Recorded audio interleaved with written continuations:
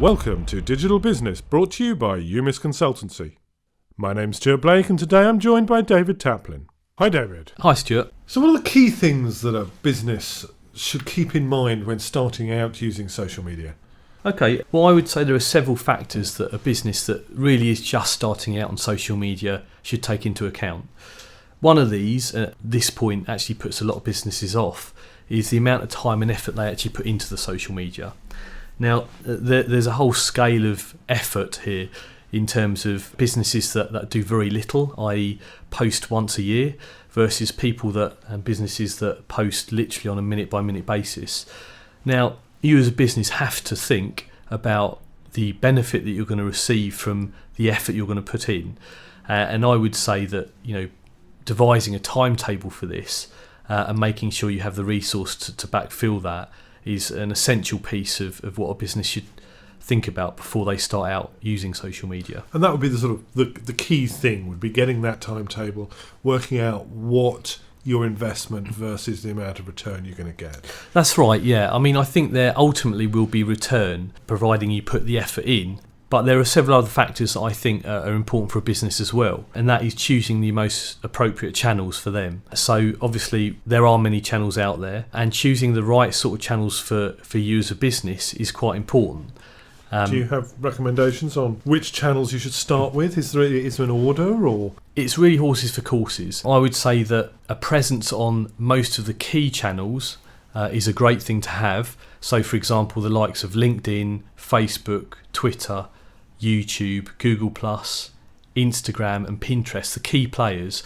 I would say having a presence on those is a great idea, but knowing which of those channels is more likely to suit you as a business is a very important decision that you should make up front, so you only really put your effort into one or two of those channels on a day-to-day basis. I was going to say, because that's 5-6 channels.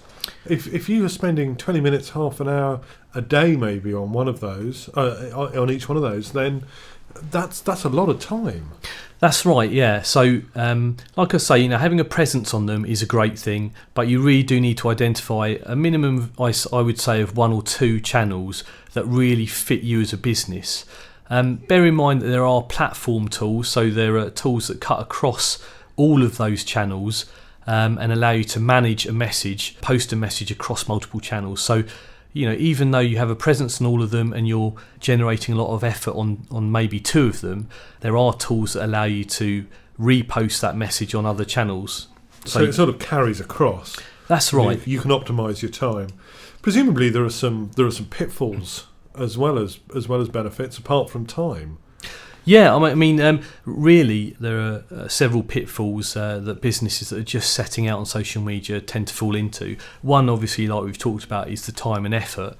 But there are pitfalls around the sort of material you post as well. Now, the material is obviously the key thing.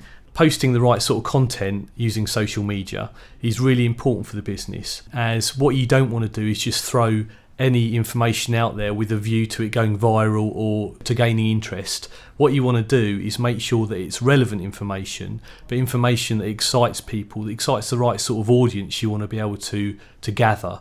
That audience, you talk about users, followers and fans. Yes. What are the differences? What are users, followers and fans? So really, depending on the channel that you're using, depends on the terminology that's used, but in essence it's a vote of confidence. So whether it be a YouTube subscriber, whether it be a Facebook like, or whether it be a Twitter follower, all you're trying to do is gather ethically a good base of people that are following you for the right reasons, i.e. they want to hear what you've got to say, and ultimately they want to fly your flag, they want to promote your business for you. That's the ultimate goal. So it is to collect these users, followers and fans, these people that want to hear your message. That's right, yeah, in an ethical way. I mean, there are and have been methods in the past that have been used literally just to gather fans, followers en masse, but that is almost frowned upon now, and some of the social channels will penalise you for that. But to gain followers, fans in an ethical way will actually benefit you as a business in the longer term, as they will be more likely to promote you as a business, to act on your messages, and ultimately to buy from you.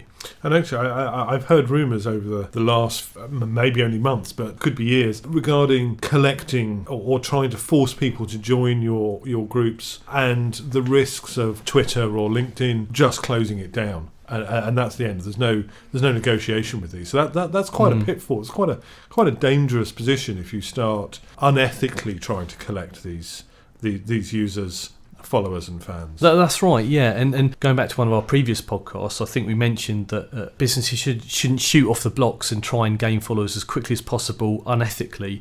They should take their time to understand the channels they're using, as well as get a good strategy in place for the content they're posting.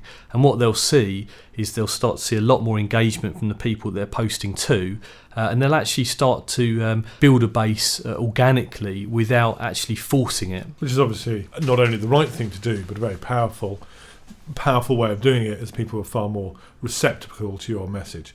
Thank you, David. Thank you very much, Stuart. Thank you for listening to Digital Business.